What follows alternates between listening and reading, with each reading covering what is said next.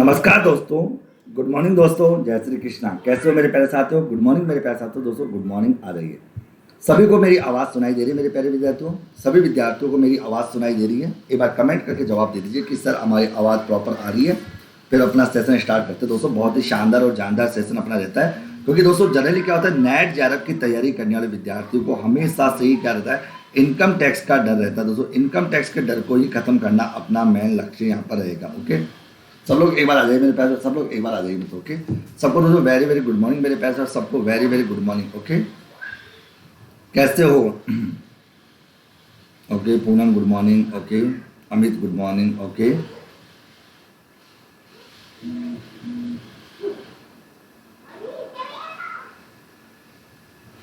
आज अपन दोस्तों बड़ा ही प्यारा सेशन अपना चलने वाला है। आज कुमारी शारदा गुड मॉर्निंग। ओके, देखिए आ रही है मेरे प्यारे साथी। ओके, मैं एक बार देख लेता हूँ, कमेंट देख लेता हूँ आप लोगों के प्रॉपर। ओके, आवाज़ आ रही है प्रॉपर? ओके, देखिए मित्रों, सबसे पहले मज़ेदार बात तो यह है दोस्तों, आप लोगों की तैयारी हो रही है बहुत ही शानदार और जानदार। ओके, उसमें कोई दो राय नहीं।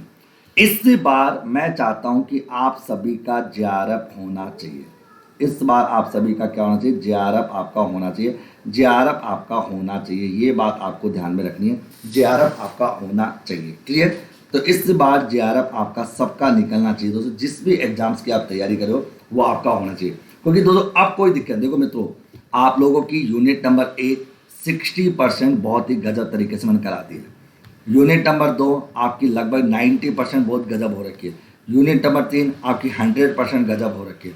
यूनिट नंबर 4 ये भी आपकी लगभग 80%। यूनिट नंबर 5 आपकी रिवीजन चल रहा है मित्रों। यूनिट नंबर 7 मैंने कल आपको दे दी, 8 मैंने आपको दे दी, 10 आपका रिवीजन। तो कहने वाला आपने अपना पूरा सिलेबस बहुत ही गजब तरीके से आपने कर लिया और बहुत गजब तरीके से आप कर रहे हो मित्रों। और इनकम टैक्स की क्लास तो मैं 25 क्लास लूँगा दोस्तों। ये 25 क्लासें देखने के बाद मैं आपसे वादा करता हूँ, आपका जो डायरेक्ट टैक्स को लेकर जो डर है ना, ये डर खत्म हो जाएगा। लगभग 15 अगस्त तक मैं इनकम टैक्स को पढ़ाने वाला हूँ। 15 अगस्त तक आपका इनकम टैक्स का टॉपिक पूरा हो जाएगा और 15 अगस्त तक दोस्तों अपनी स्टेटिक्स भी अपन कवर कर लेंगे दोस्तों। ओके, तो इसके बाद आप लोगों को कोई दिक्कत आप लोगों के सामने नहीं आने वाली, किसी भी प्रकार की कोई टेंशन आप लोगों के बीच में नहीं रहने वाली। ओके, ये बात आप लोग ध्यान से रखने सोच कर चलना। ओके सर, पीडीएफ ओपन नहीं हो रही क्यों? वो सर आप लोग पीडीएफ रीडर जो होता है, वो पीडीएफ जो रीडर होता है वो डाउनलोड कर लो। ओके, एग्जाम कब तक होगी? सर एग्जाम कब तक होगी इसके बारे में मेरे को कोई आइडिया नहीं। ठीक है, चलिए मित्रों आ जाइए दोस्तों। आज अपन deduction from gross total income से संबंधित प्रश्नों के बारे में बात करेंगे। ओके, आज मैं आपको deduction from gross total income से संबंधित प्रश्नों पर बात करूंगा और बहुत सारी बातें आपको बताऊंगा दोस्तों कि धीरे धीरे सारे टॉपिक्स आपके कवर हो जाएंगे। फिर अपन इनकम टैक्स रिटर्न को लेकर, पेनल्टीज को लेकर बहुत सारी बातें अपन करेंगे। तो डिडक्शन फ्रॉम अपन बात करेंगे मित्रों। ओके, डिडक्शन फ्रॉम यहाँ से अपन बात करते हैं। आज का टॉपिक रहेगा यहाँ से 70। Okay sir, banking and economics की पीडीएफ नहीं ओपन हो रही है, कोई बात नहीं दोस्तों। दीपिका ओपन नहीं हो तो कोई बात नहीं, आपने पीडीएफ जो रीडर होगा वो आपने डाउनलोड नहीं करा होगा, हो जाएगी। देखिए आपके सामने की निम्न में से सत्य कथन की पहचान आपको करनी है। ओके, निम्न में से सत्य कथन की पहचान करनी है कि जो सत्य स्टेटमेंट है उस सत्य स्टेटमेंट को आपको पहचानना है। ओके, कि इनमें से सत्य स्टेटमेंट कौन सा है। ओके, एक तो एक व्यक्ति को धारा 80C में कटौती प्राप्त होती है। ओके, धारा 80। अच्छा देखो सुनिए मित्रों, धारा 80C की छूट जो है मित्रों, वो एक तो इंडिविजुअल को मिलती है, और एक एचओ को मिलती है। इसके अलावा किसी भी एसएससी को नहीं मिलती। एक तो ये धारणा। ओके, और धारा 80C की जो मैक्सिमम छूट होती है, जो मैक्सिमम लिमिट होती है कि भाई यहाँ तक उसको छूट मिलेगी, वो कितनी मिलेगी? 1.5 लाख रुपए तक की छूट मिलेगी। 1.5 लाख से ज़्यादा की छूट उसे नहीं मिलेगी। ओके, यानी कहने का मतलब सीधा सा, धारा 80C की छूट इंडिविजुअल तथा एचयूएफ करदाता को दी जाती है। इंडिविजुअल तथा एचयूएफ करदाता को धारा 80C की छूट दी जाती है। इंडिविजुअल तथा एचयूएफ करदाता को 80C की छूट दी जाती है, जिसकी मैक्सिमम लिमिट है वो कितने? 1.5 लाख रुपए, यानी 1.5 लाख रुपए तक वो छूट दी जाती है। इससे ज़्यादा 80C की छूट नहीं मिलती। एक तो ये बात आप जाना। ओके, और 80C की छूट जो होता है वो किसी विशेष प्रकार के विनियोग। ओके, अच्छा ये किसके संबंध में? 80C की छूट जो मिलती है मतलब वो विशिष्ट प्रकार के विनियोग।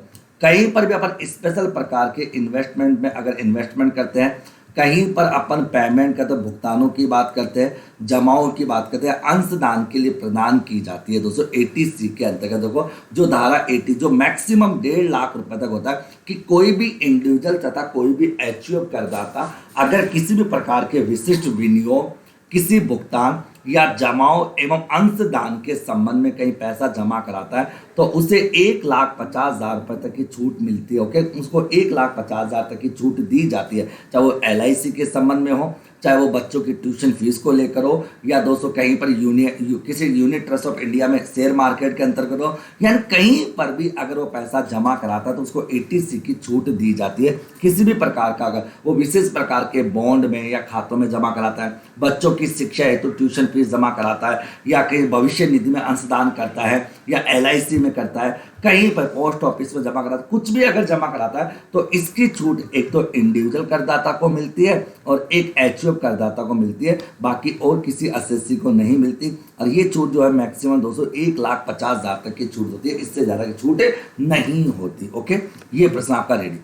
जीवन बीमा प्रीमियम, प्रोविडेंट फंड एवं वार्षिकी में अनुदान जो होता है, अगर किसी भी इंडिविजुअल तथा एचयूएफ करदाता के द्वारा अपनी जीवन बीमा प्रीमियम के अंतर्गत या प्रोविडेंट फंड में या एनएटी वार्षिकी में अगर कोई कंट्रीब्यूशन किया जाता है तो उसे कौन सी धारा के अंतर्गत छूट मिलती है, तो उसको धारा 80C के अंतर्गत छूट मिलती है। धारा 80C में उसको छूट मिलती है। मैंने कहा दोस्तों जीवन बीमा प्रीमियम के अंतर्गत या किसी प्रोविडेंट फंड के अंतर्गत या किसी एनएटी वार्षिकी में अगर कोई भी एसएससी कंट्रीब्यूशन करता है, कोई अंशदान करता है, तो उसको धारा 80C के अंतर्गत क्या मिलती है, छूट मिलती है। धारा 80C के अंतर्गत उसको क्या दी जाती है, छूट दी जाती है। और मैं बता चुका जो मैक्सिमम कितनी होती है 1.5 लाख रुपए तक की छूट होती है, इससे ज़्यादा की छूट उसे नहीं मिलती। ओके, कोई भी करदाता अगर जीवन बीमा प्रीमियम के अंतर्गत, प्रोविडेंट फंड के अंतर्गत, वार्षिकी के अंतर्गत या दोस्तों LIC के सॉरी या मतलब पोस्ट ऑफिस के अंतर्गत कहीं पर भी जमा कराता है। ओके,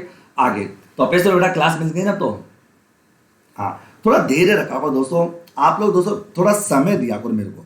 अच्छा दोस्तों, जिसने भी अभी तक अपने ऐप को 5 स्टार रेटिंग अगर नहीं दी तो सबसे पहले आप सबका कर्तव्य है कि आप सभी लोग 5 स्टार रेटिंग दीजिए। और रेटिंग देते समय दोस्तों एक अच्छा सा मैसेज वहां पर लिखिए जिससे बच्चे जान सके अपना ऐप क्या है। उस रेटिंग को दोस्तों इतना गजब बना दीजिए कि आप लोग लिखते समय कोई कंजूसाई मत करो।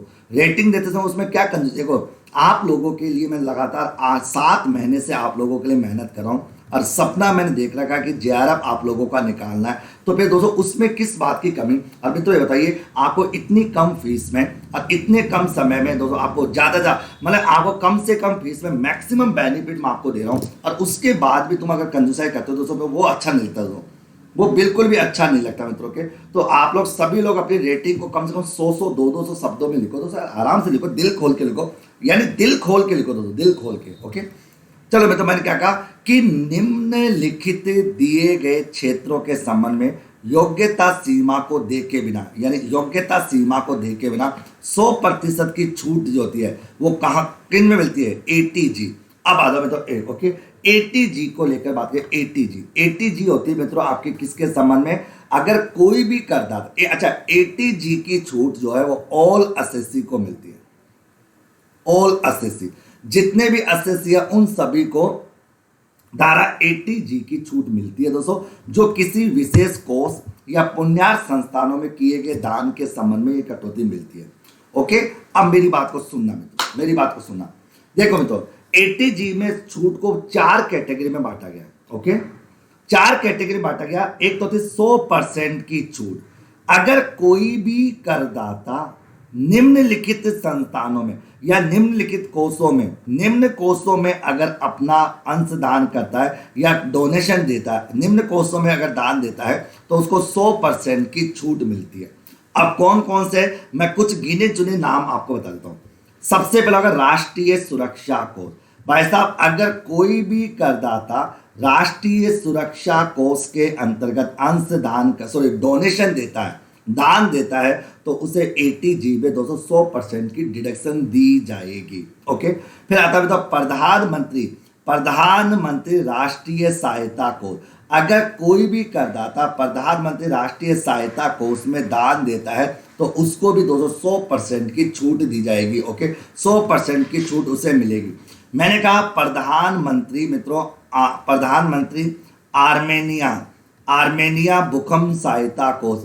अगर किसी भी भूकंप सहायता कोष में किसी असेसी के द्वारा दान दिया जाता है तो उसे भी 100% की छूट दी जाती है। ओके, फिर मैं कहूँ अफ्रीकी फंड, अफ्रीका फंड, अगर किसी अफ्रीका फंड में कोई पैसा दान दिया जाता है तो उसकी भी 100% छूट मिलती है।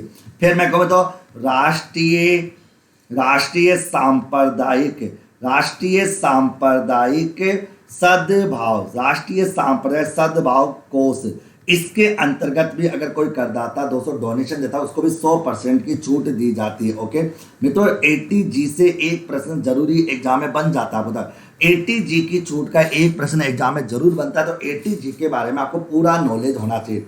अभी दोस्तों मैं आपको उन सभी फंड्स के नाम बता रहा हूं जहां पर कोई भी करदाता अगर दान देता है तो उस दान दी गई राशि का 100% उसको छूट मिलती है, डिडक्शन दी जाती है। फिर मैं लिखूं दोस्तों राष्ट्रीय महत्व का संस्थान, अगर कोई भी राष्ट्रीय महत्व का संस्थान है, राष्ट्रीय महत्व के संस्थान में कोई व्यक्ति का अगर कोई डोनेशन देता है उसको भी 100% की छूट दी जाती है। मैं कहूँ दोस्तों यहाँ पे महाराष्ट्र मुख्यमंत्री सहायता कोष, अगर महाराष्ट्र मुख्यमंत्री सीएम सहायता कोष में अगर कोई व्यक्ति डोनेशन देता है उसको भी 100% छूट दी जाती है।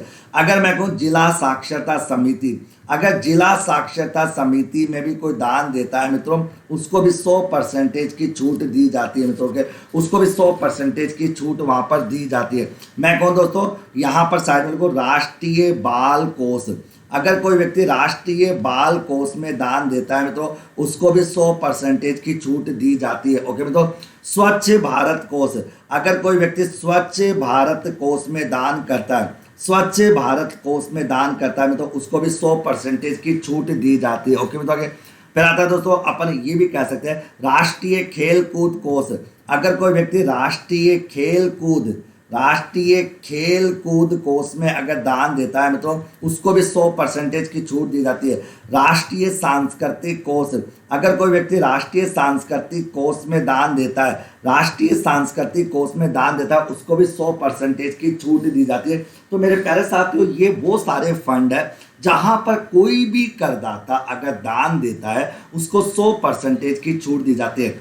जबकि दोस्तों कुछ निम्न कोष, अब मैं आपके सामने दोस्तों 4 कोषों के बारे में बता रहा हूँ, 4 कोष, अगर इन कोष के अंतर्गत अगर वो दान देता है तो उसको केवल 50% की छूट मिलती है। कौन कौन सा? सबसे पहला था प्रधानमंत्री सूखा सहायता कोष, अगर कोई भी करदाता प्रधानमंत्री सूखा सहायता कोष में दान देता है उसको 50% की छूट दी जाती है। एक होता है मित्रों जवाहरलाल, ओके, एक होता है मित्रों आपका जवाहरलाल नेहरू स्मारक कोष, अगर कोई व्यक्ति जवाहरलाल नेहरू स्मारक कोष में दान देता है उसको भी 50% की छूट दी जाती है। एक होता है मित्रों इंदिरा गांधी, कौन सी गांधी मित्रों? इंदिरा गांधी स्मारक ट्रस्ट, अगर इंदिरा गांधी स्मारक ट्रस्ट में दान देता है दोस्तों उसको मोदी केयर फंड में भी हाँ बिल्कुल मोदी केयर फंड में भी 100% की छूट मिलती है। फिर आता है दोस्तों आप लोगों का आ जाएगा राजीव गांधी फंड, अगर कोई व्यक्ति राजीव गांधी फंड के अंदर राजीव गांधी फाउंडेशन के अंतर्गत अगर दान देता है उसको 50% की छूट मिलती है। तो प्रधानमंत्री सहायता ओके सूखा सहायता कोष, जवाहरलाल नेहरू स्मारक कोष, इंदिरा गांधी स्मारक ट्रस्ट या राजीव गांधी फाउंडेशन, अगर इन चारों में अगर वो डोनेशन करता है तो मान लो उसने 50,000 का डोनेशन किया तो छूट मिलेगी 25,000 की। अब प्रश्न ये था मित्रों इसमें तो राष्ट्रीय बच्चा को 100% की छूट मिलती है, राष्ट्रीय रुग्णता सहायता को 100% छूट मिलती है। जवाहरलाल नेहरू मेमोरियल फंड नहीं दोस्तों, जवाहरलाल मेमोरियल फंड में जो है मित्रों वो कितनी छूट मिलती है? 50% की छूट मिलती है। केंद्र सरकार के द्वारा स्थापित राष्ट्रीय 100% है मित्रों, ये भी आ जाएगा 100%। तो यहाँ पर 3 आंसर नहीं तो सी आंसर आपका करेक्ट हो जाएगा। मेरी बात को सुनना और समझना। देखिए मित्रों आयकर अधिनियम 1961 की धारा 80G के अंतर्गत किसी भी करदाता के द्वारा किए गए दान के संबंध में कटौती प्रदान की जाती है कि जो भी डोनेशन वो देता है उस डोनेशन के संबंध में उसको कटौती दी जाती है। मैंने बताया 4 ऐसे कोष है जिसमें प्रधानमंत्री सूखा सहायता कोष, जवाहरलाल नेहरू स्मारक यानी मेमोरियल फंड, एक होता है इंदिरा गांधी मेमोरियल ट्रस्ट और एक होता है आपका राजीव गांधी, जवाहरलाल नेहरू, इंदिरा गांधी, राजीव गांधी और प्रधानमंत्री सूखा सहायता कोष।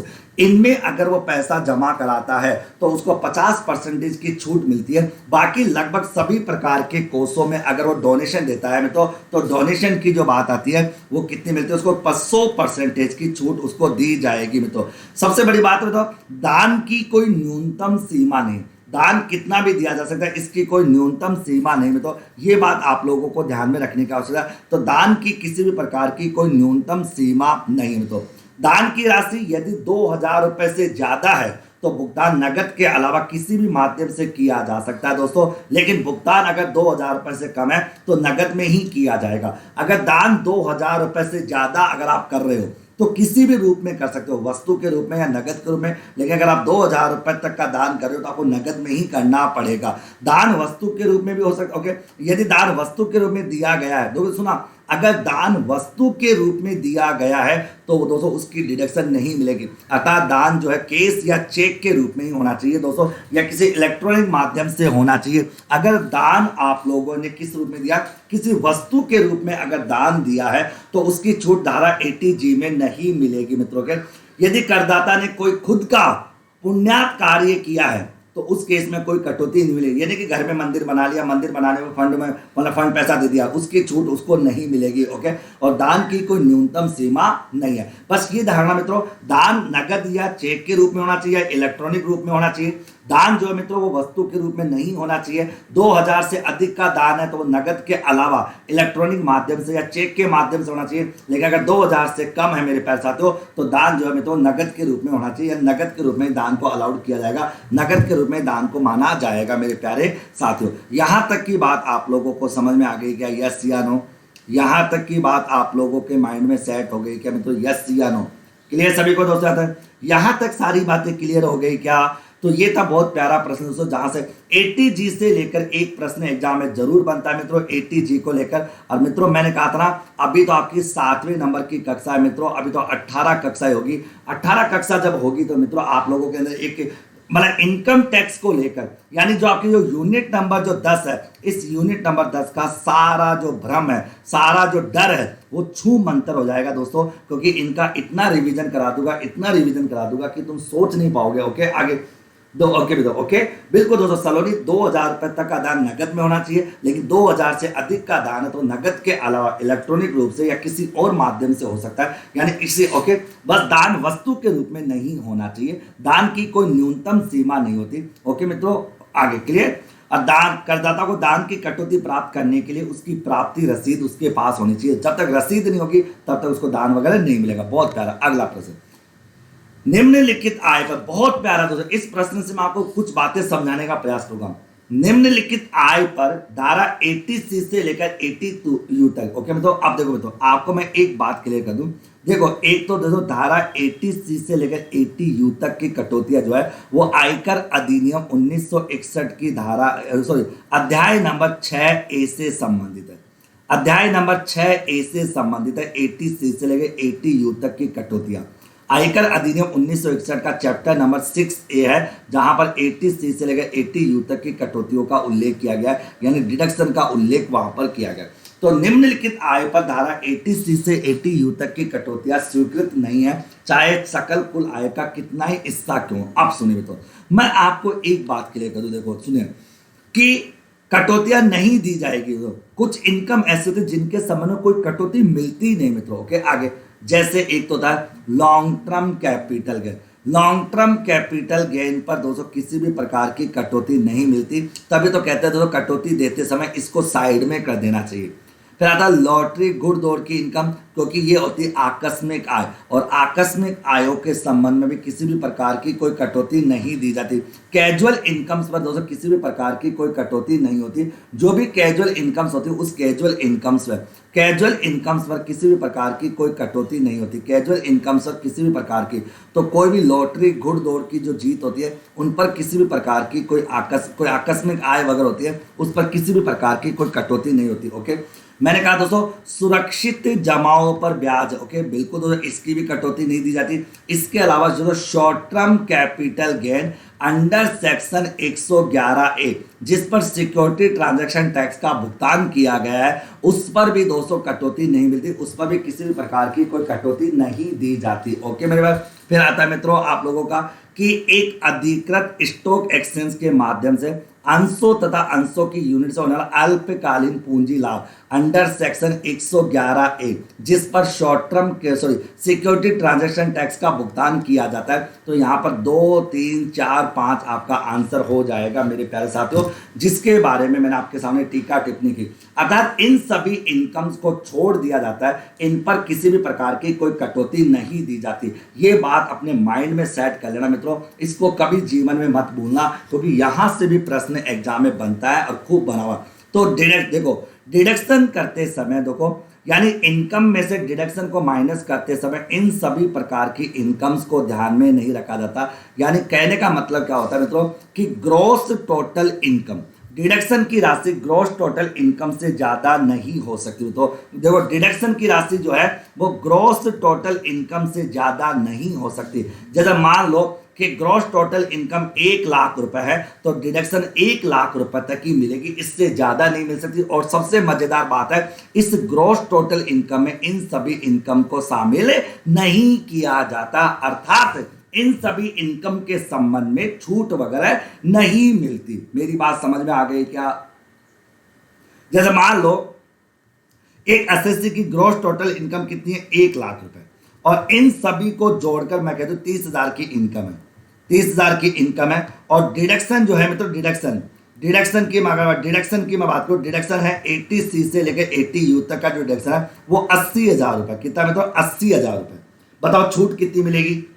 अगर मैं तुमसे पूछूं कि सकल कुल आय 1 लाख रुपए, जिसमें 30,000 की इनकम ये सबको जोड़कर है, और डिडक्शन की कुल राशि 80,000 रुपए, डिडक्शन की कुल राशि कितनी? 80,000 रुपए। बताओ टोटल डिडक्शन कितनी मिलेगी?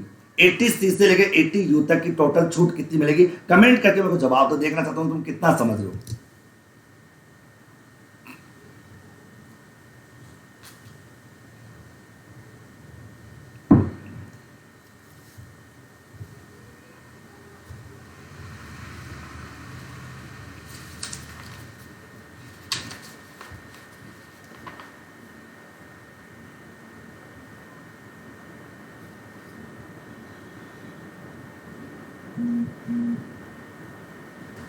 दूसरे में एक गलती एक गलती हो गई इसमें। आंसर डी आएगा, इसका आंसर डी है। ये ना ये नहीं आता, ये सामने ये करेंगे, डी आएगा इसका आंसर। सॉरी मैंने गलती की, इसका आंसर डी है। डी करना दोस्तों आंसर। ओके, ज्योति कुमार ने 50,000। अरे बेवकूफ इंसान हो क्या? डिडक्शन मिलेगी 70,000 रुपये, 70,000 रुपये डिडक्शन मिलेगी।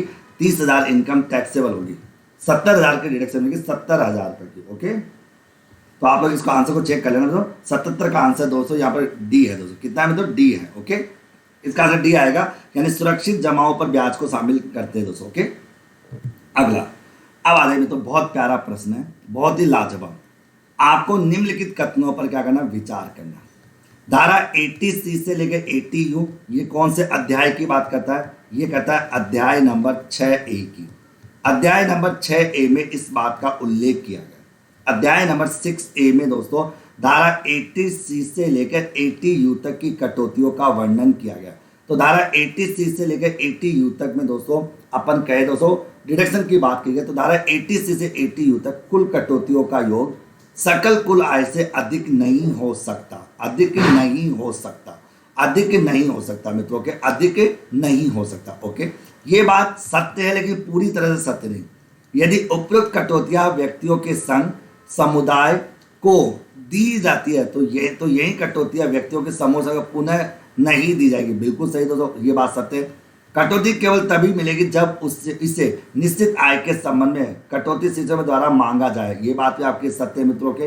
तो दोस्तों यहाँ पर दोस्तों अगर बात करें मित्रों, तो यहाँ पर इस प्रश्न को आंसर तो 2 और 3 सही है। क्यों? क्योंकि जो पहला बिंदु है ना वो पूरी तरह से सत्य नहीं है, क्योंकि 80C से लेकर 80U तक की कुल कटौतियों का योग सकल कुल आय से अधिक नहीं हो सकता। ये बात सही है, लेकिन सकल कुल आय में दोस्तों कुछ इनकम्स को छोड़ा जाता है। सकल कुल आय में कुछ इनकम को छोड़ा जाता है, कुछ इनकम को घटाया जाता है। सेकंड पॉइंट है, यदि उपयुक्त कटौतियां व्यक्तियों के संघ या समुदाय को दी जाती है, तो यही कटौतियां व्यक्तियों के समूह मित्रों, व्यक्तियों के समूह मेरे प्यारे साथियों व संघ के सदस्यों को पुनः नहीं दी जाएगी। बिल्कुल, तो एक बार कटौती मिल गई तो मिल गई, दोबारा कटौती नहीं मिलेगी।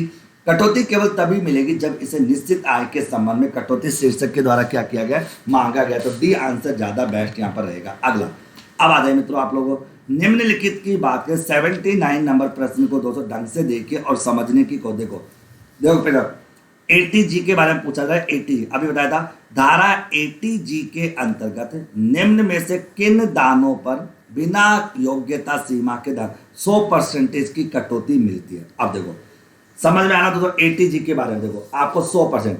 इंदिरा गांधी जी को भूल जाओ, ओके। इंदिरा गांधी ट्रस्ट में कितनी मिलती है, 50%, ओके। सूखा भूल जाओ, सूखा पे मिलती है 50%, ओके। तो दो चीज तो आप लोग बोला 6 और 8 तो हटा दो, तो 6 हटा दिया, 6 हटा दिया और 8 हटा दिया, तो बचा कौन सा, लो यही बच के मित्रों। तो देख मित्रों, आप जानते हो मित्रों, केंद्रीय सरकार के द्वारा बनाए गए राष्ट्रीय सुरक्षा कोष में अगर दान करते हो तो आपको 100% की डिडक्शन आपको मिलेगी 80 जी में। प्रधानमंत्री राष्ट्रीय राहत कोष में जमा कराते हो पैसा तो 1 लाख की 50% की छूट, 100% की। प्रधानमंत्री आर्मेनिया भूकंप राहत कोष में जगाते हो तो 100% यानी मिलेगी। अफ्रीका कोष में जमा कराते हो आपको 100% मिलेगा। नेशनल फाउंडेशन फॉर मतलब सामुदायिक सांप्रदायिक होता है तो उस पर भी 100% है। राष्ट्रीय बच्चा कोष पर भी कितनी 100% है। तो बी आंसर आपका ऑटोमेटिकली हो जाएगा, क्योंकि मैं ऑलरेडी अभी बता चुका हूं।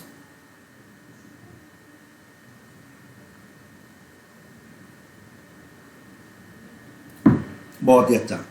अगला प्रश्न बताओ, इसका आंसर क्या होगा।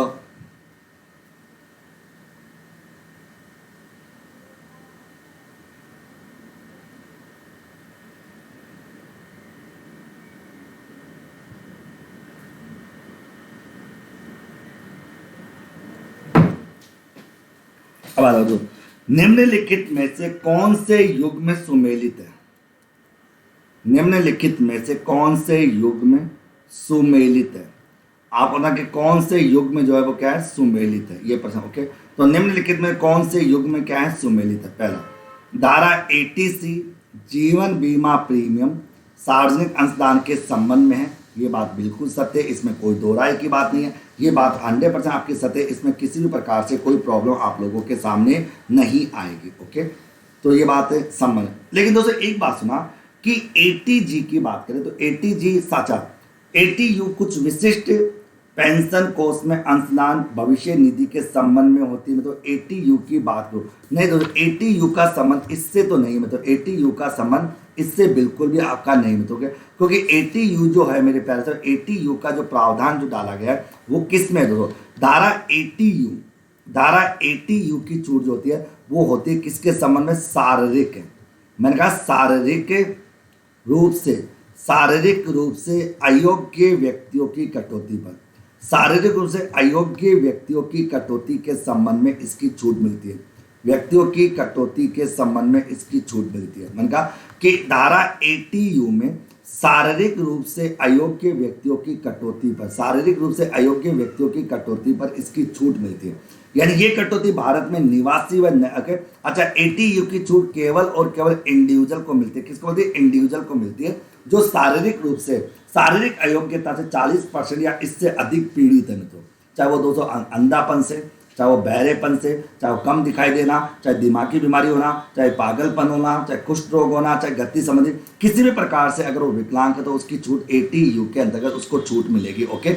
और ये छूट कितनी मिलती है दोस्तों, सुनना में तो 80U में छूट मिलती है मिलतो कि अगर उसकी विकलांगता 40% से लेकर 80% तक है तब तो उसको 75,000 रुपए तक की छूट मिलती है। और विकलांगता अगर 80% से अबो है तो उसको दोस्तों 1,25,000 की छूट मिलती है।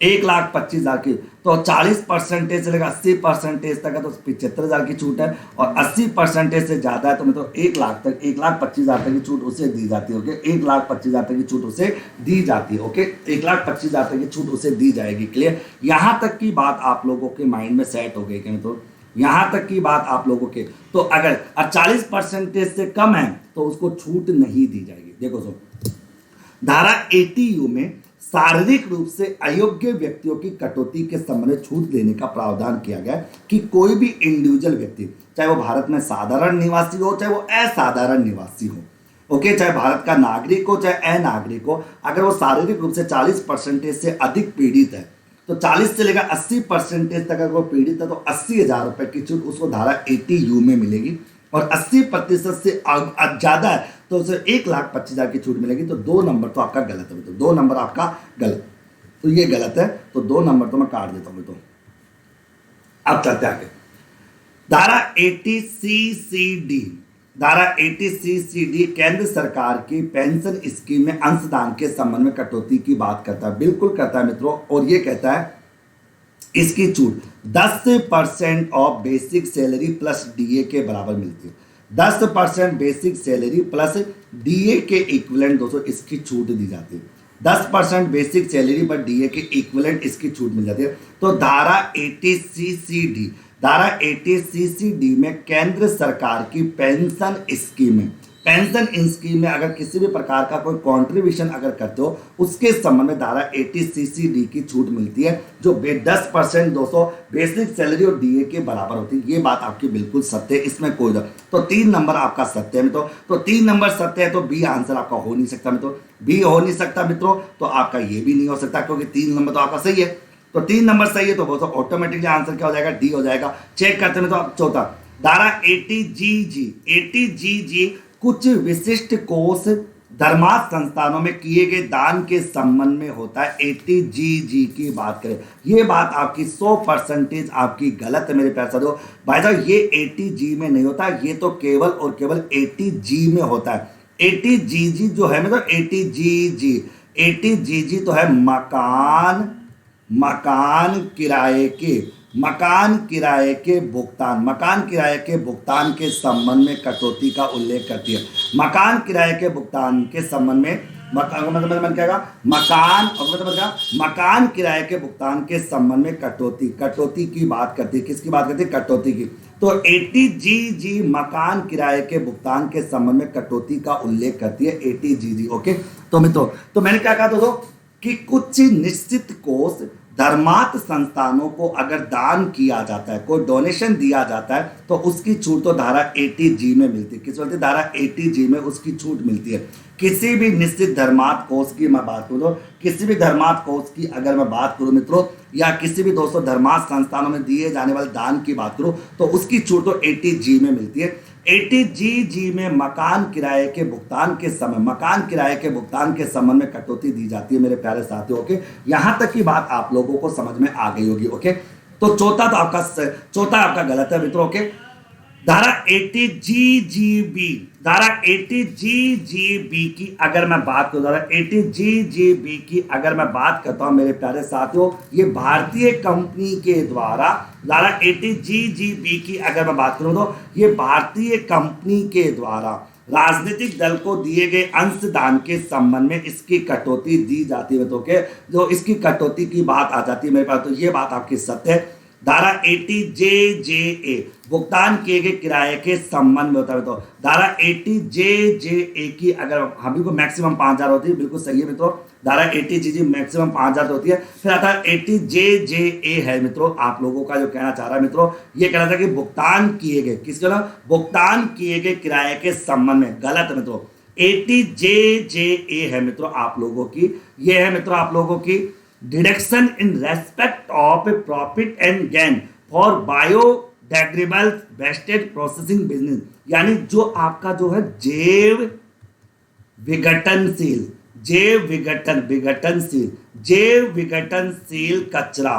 कचरा एकत्रित करने और प्रोसेसिंग के संबंध में व्यवसाय के लाभ के संबंध में 80JJ की छूट मिलती है। भुगतान किए गए किराए के संबंध में इसकी छूट दी जाती है। तो भुगतान किए गए किराए के संबंध में इसकी छूट यहाँ पर दी जाती है मित्रों के आगे। तो ये बात आप लोगों के माइंड में सेट हो जानी चाहिए। तो आपका ये जो 1 सही है, 3 सही है और 5 सही है। अब देखो 2 गलत क्यों है मित्रों, क्योंकि 2 इसलिए गलत है, 80U में जो छूट है वो शारीरिक रूप से अयोग्य व्यक्तियों की कटौती के संबंध में मिलती है। ओके, उसके बाद 4 गलत क्यों है, क्योंकि 80GG जो है मित्रों वो मकान किराए के भुगतान के संबंध में कटौती होती है मेरे प्यारे साथियों। और 6 गलत क्यों है मित्रों, क्योंकि 80JJA जो है वो जैव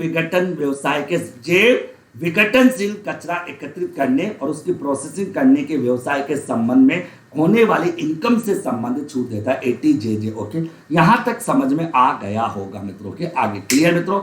ओके, एक बात और ध्यान रखना मित्रों, यहां तक की बात तो आप लोग अच्छे से समझ गए, तो समझ गए दोस्तों अच्छे से। देखो मित्रों, एक एक पॉइंट्स को आप अच्छे से समझने की कोशिश करना, एक एक बिंदु को आप लोग अच्छे से कोशिश करना। अगर मित्रों आप लोगों से मैं एक बात पूछूं, अब अपन जब डिडक्शन की बात करें, आज अपन सारी टॉपिक बात करें, तो मैं आपसे एक बात पूछूं, अगर ये पूछ लिया एग्जाम में तुमसे 80 क्यों क्यों बीबी पूछा जा सकता है, क्यों क्यों बीबी पूछा जा सकता है, ये होती मित्रों किसके संबंध में, लेखकों को अधिकार शुल्क, रॉयल्टी, लेखकों को अधिकार शुल्क से आय पर कटौती।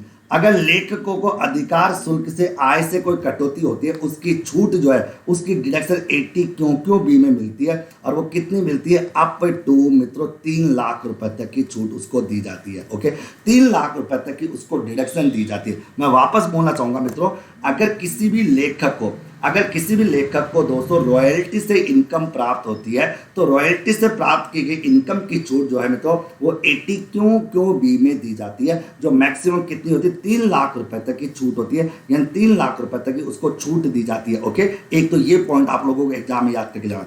एक तुमसे एग्जाम में पूछेगा दोस्तों 80 RRB, ये तो क्यों भी था, अब 80 RRB, अब 80 RRB जो है मित्रों वो किसके संबंध में हुआ है, पेटेंट से प्राप्त रॉयल्टी, मैं कहता हूं पेटेंट से प्राप्त रॉयल्टी के संबंध में कटौती। ओके, तो अगर पेटेंट से प्राप्त रॉयल्टी के संबंध में कटौती, अगर पेटेंट से प्राप्त किसी भी प्रकार की कोई रॉयल्टी मिलती है उसके संबंध में कटौती होती है मित्रों, उसकी छूट 80 80 RRB में मिलती है मित्रों। और यहां पर भी कितनी छूट मिलती है मित्रों, अप टू कितनी मिलती है, 3 लाख रुपए तक की छूट उस करदाता को दी जाती है मित्रों, जो भारत में इंडिविजुअल है मित्रों के।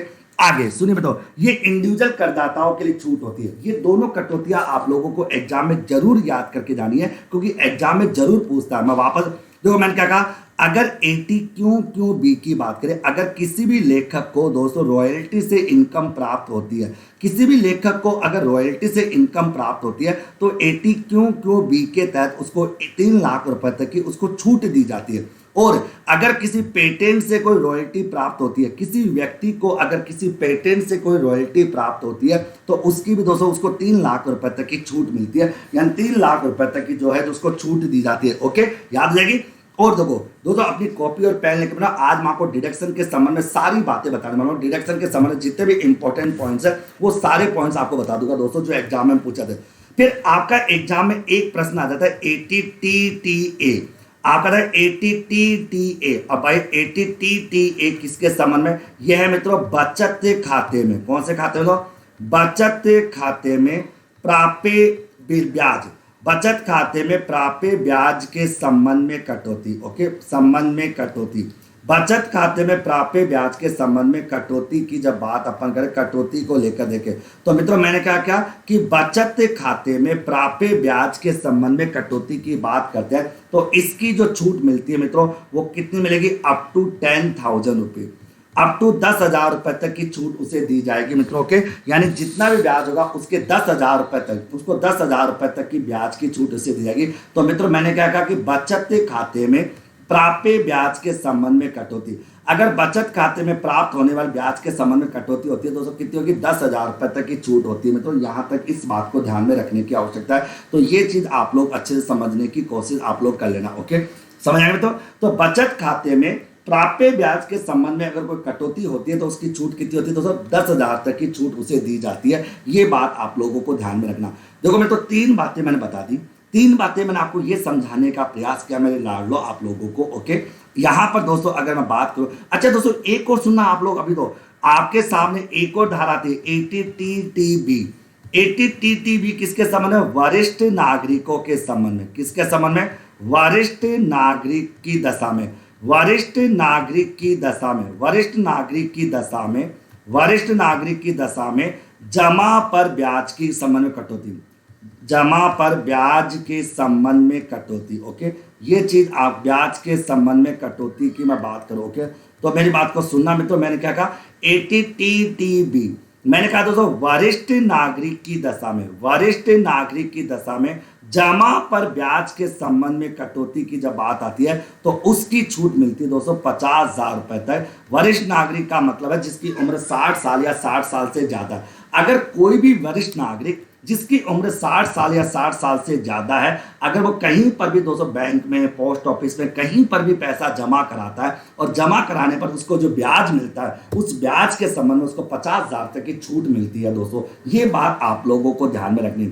4 बातें मैं बता दूंगा, अभी सुनना मित्रों, इन चारों को आप लोग अपनी कॉपी में अलग से मेंटेन कर लेना, क्योंकि आज मैं आपको दोस्तों डिडक्शन के संबंध में सारे इंपॉर्टेंट फैक्ट्स बताने वाला हूं, जहां से तुम्हारा एक प्रश्न एग्जाम में जरूर सही होगा कि 80 क्यों भी ये लेखकों को अधिकार शुल्क से होने वाली आय के संबंध में कटौती प्रदान करती है, जो 3 लाख रुपए तक की कटौती हो सकती है। 80 RRB ये पेटेंट से प्राप्त रॉयल्टी के संबंध में कटौती प्रदान करती है। पेटेंट, अगर किसी भी प्रकार के पेटेंट से अगर कोई रॉयल्टी प्राप्त होती है उसके संबंध में कटौती 80 RRB की अगर बात करो, ओके मित्रों। फिर आता है दोस्तों इसकी छूट उसको 3 लाख रुपए तक की मिलती है। 80 TTA बचत खाते में, अगर मान लो किसी भी व्यक्ति का बचत खाते में जो पैसा है उस बचत खाते में पैसे जमा राशि से अगर कोई ब्याज प्राप्त होता है तो उसको 10,000 तक की छूट उसे दी जाती है। 80 TTB वरिष्ठ नागरिकों की दशा में जमा पर ब्याज के संबंध में 50,000 तक की छूट मिलती है। ये सारी बातें आप लोगों को समझ में आ गई क्या?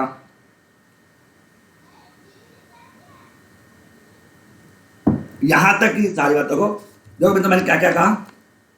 सबसे पहले 80 क्यों भी कहा, जो लेखकों को अधिकार शुल्क से इनकम पर कटौती देती है। 80 RRB का पेटेंट से प्राप्त रॉयल्टी के संबंध में कटौती देती है।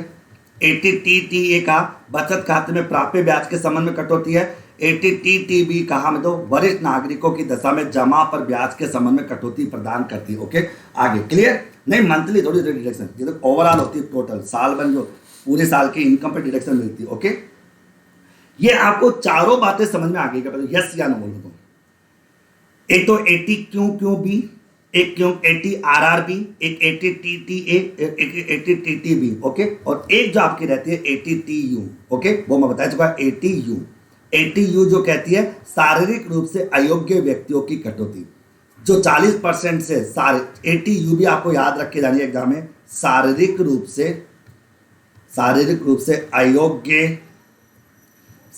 से अयोग्य व्यक्तियों की कटौती, कि अगर कोई भी व्यक्ति शारीरिक रूप से अयोग्य है, जिसकी अयोग्यता 240% या उससे ज्यादा है, उसको 80U में छूट मिलती है।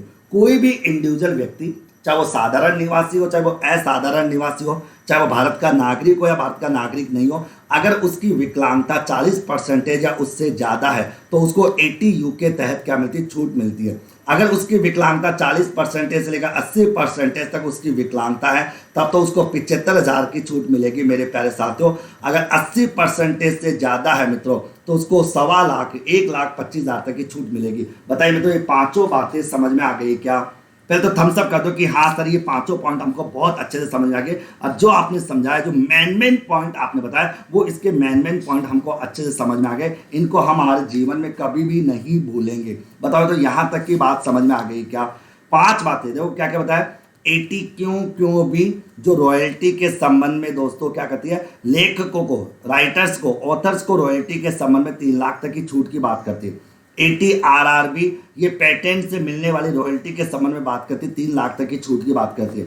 80 TTA ये बचत खाते में जमा राशि पर जो ब्याज प्राप्त होता है उसकी कटौती की बात करता है, जिस पर 10,000 की कटौती है। 80 TTB ये वरिष्ठ नागरिकों की जमाओं पर ब्याज के संबंध में बात करता है, जिसकी छूट 50,000 तक होती है। और 80U की बात करें तो ये शारीरिक रूप से जो अयोग्य व्यक्ति होते हैं, जिनकी विकलांगता 240% या इससे ज्यादा होती है, उनको अगर 40 से लेकर 80% की विकलांगता तो 75,000 की छूट मिलेगी, और 80% से अधिक विकलांगता तो उसको 1.25 लाख रुपए तक की छूट वहां पर दी जाएगी। ओके, यहां तक की बात आप लोगों को माइंड में सेट होगी। इसके साथ साथ दोस्तों मैंने आपको 80C बता दिया था, 80CC बता दिया था मित्रों, 80CCD बता दिया था, और 80G बता चुका था मित्रों, 80GG बता चुका था। ये सब बातें भी आपको बता चुका था, क्योंकि मोटा मोटी क्या होता है, यहीं से वो प्रश्न पूछता है आपके डिडक्शन को लेकर। और मित्रों आप लोगों को मैंने डिडक्शन का टॉपिक वैसे ऑलरेडी पूरा पढ़ा रखा है, पूरी बातें बता रखी है। मैं आज आपको प्रश्नों के माध्यम से डिडक्शन के टॉपिक्स को पूरा कवर करा रहा था। ओके, आगे आता मित्रों आप लोगों को। ओके, यहाँ पर दोस्तों अगर बात करें, ये तो अगला आ गया, ये तो अगला, ओके। तो बताओ दोस्तों डिडक्शन के टॉपिक्स की मैं बात करूँ तो डिडक्शन के टॉपिक्स को लेकर सारी बातें कवर हो गई क्या, यस या नो? तो डिडक्शन का जो टॉपिक्स है वो पूरा, अच्छा दोस्तों डिडक्शन कहाँ से कहाँ तक मिलती है, 80C से लेकर 80U तक डिडक्शन मिलती है। अध्याय नंबर कौन सा में, तो अध्याय नंबर 6A है। अध्याय नंबर 6A में डिडक्शन की बात कही गई है, तो अध्याय नंबर 6A में डिडक्शन को लेकर बात कही गई है। मैंने आपको सारी डिडक्शन बता दी और डिडक्शन को लेकर जितने भी इंपॉर्टेंट फैक्ट्स थे दोस्तों वो सारे फैक्ट्स आपके सामने मैंने प्रस्तुत कर दिए मित्रों के। उम्मीद करता हूं दोस्तों डिडक्शन के टॉपिक्स में आपका कोई भी प्रश्न गलत नहीं होगा और आराम से आप डिडक्शन के प्रश्नों को अच्छे से सोल्व करके आ सकते हो। कोई भी प्रश्न आप लोगों का गलत नहीं होने वाला मेरे प्यारे विद्यार्थी, ओके। समझ आएगा सभी को? भाई देखो डिडक्शन की बात करें, अध्याय नंबर 6A है, धारा 80C से लेकर 80U तक आती है।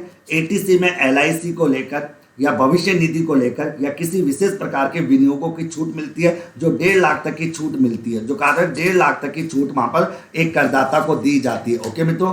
फिर बताया दोस्तों धारा 80CCD वो केंद्र सरकार की नई पेंशन योजना की कटौती की बात करती है, जो 10% ऑफ बेसिक सैलरी और DA के बराबर प्राप्त होती है, ओके। फिर मैंने सर, हाँ सर, ओके कोई बात नहीं। उसके बाद मैंने 80 अगर बात करूं तो आप लोगों को 80D बताया। 80D चिकित्सा बीमा प्रीमियम के संबंध में कटौती की बात करता है, जो मैं आपको बता चुका, ओके। तो यहां तक के सारे पॉइंट्स मैं आपको कवर कर चुका। डिडक्शन के टॉपिक्स को मैं पूरा अच्छे से समझा चुका, एक एक पॉइंट्स आपका कंप्लीट हो चुका मित्रों के। अब मैंने वादा किया था आप लोगों से कि आप लोगों की ये दोस्तों कौन से नंबर की कक्षा है, 7वें नंबर की कक्षा है। अभी आपकी 18 कक्षाएं और बाकी है। 25 कक्षाओं को जिसने देख लिया दोस्तों, तो तुम्हारे इनकम टैक्स में जो 10 प्रश्न एग्जाम में आते हैं वो 10 के 10 आप लोगों के सही हो जाएंगे, उसमें कोई दो राय की बात नहीं है। जो 10 प्रश्न आप लोग एग्जाम में करते हो 10 के 10 आप लोगों के अच्छी तरह से, ओके, वो 10 के 10 प्रश्न आप लोगों के, ओके। यदि किसी, अच्छा यदि किसी करदाता को 80 की कटौती में नहीं बेटा देखो आप सुनो 80U और 80DD ये दोनों अलग अलग है। 80U में तो वो खुद विकलांग है, जबकि 80DD में दोस्तों उसके जो है उसके पेरेंट्स, उसके जो होता है मतलब रिलेटिव, उसके आश्रित जो रिश्तेदार है वो बीमार है, उनके संबंध में कटौती मिलती है। दोनों को एक मत समझिए। तो 80U के अंतर्गत जो होता है, तो 80U के अंतर्गत जो है वो इंडिविजुअल जो होता है, तो इंडिविजुअल 80U में जो होता है इंडिविजुअल खुद विकलांगता में होता है मित्रों, जबकि 80DD के अंतर्गत दोस्तों खुद विकलांगता वो किसी आश्रित की बात करता है मित्रों, उसके दोस्तों रिलेटिव विकलांग होते हैं, रिलेटिव विकलांगों के संबंध में कटौती की बात करता है, यानी विकलांग आश्रितों के भरण पोषण की बात वो करता है। 80DD की बात करें, ओके, तो दोनों में फर्क होता है। 80U के अंतर्गत तो दोस्तों खुद बीमार है, मतलब खुद विकलांग है, और 80DD के अंतर्गत दोस्तों विकलांग उसके आश्रित है, जो विकलांग डिपेंडेंट है। बाकी छूट वो की वो रहेगी, अगर विकलांगता 40 से लेकर 80% तक है तो 75,000 की छूट मिलेगी, और 80% से अधिक है तो 1.25 लाख की छूट मिलेगी, ओके। क्लियर? अरे क्लियर क्या, यस या नो? ओके, तो ये था आज का टॉपिक मेरे प्यारे साथियों, जो आपके डिडक्शन के संबंध में था, जो मैं आपको पूरा करा दिया। कल आपको दोस्तों असेसमेंट के टॉपिक चलेंगे, बहुत प्यारे टॉपिक चलेंगे कल से, बहुत प्यारे टॉपिक। कल से मैं आपको इंडिविजुअल का असेसमेंट बताऊंगा, HUF का असेसमेंट, कंपनी का असेसमेंट, रिटर्न भरने की बातें, बहुत सारी बातें करेंगे। अभी तो आप लोगों की टैक्स को लेकर मैं एक एक टैक्स का पूरा कचुम्बर निकालने वाला हूं मेरे प्यारे साथियों। ओके, थैंक यू मित्रों।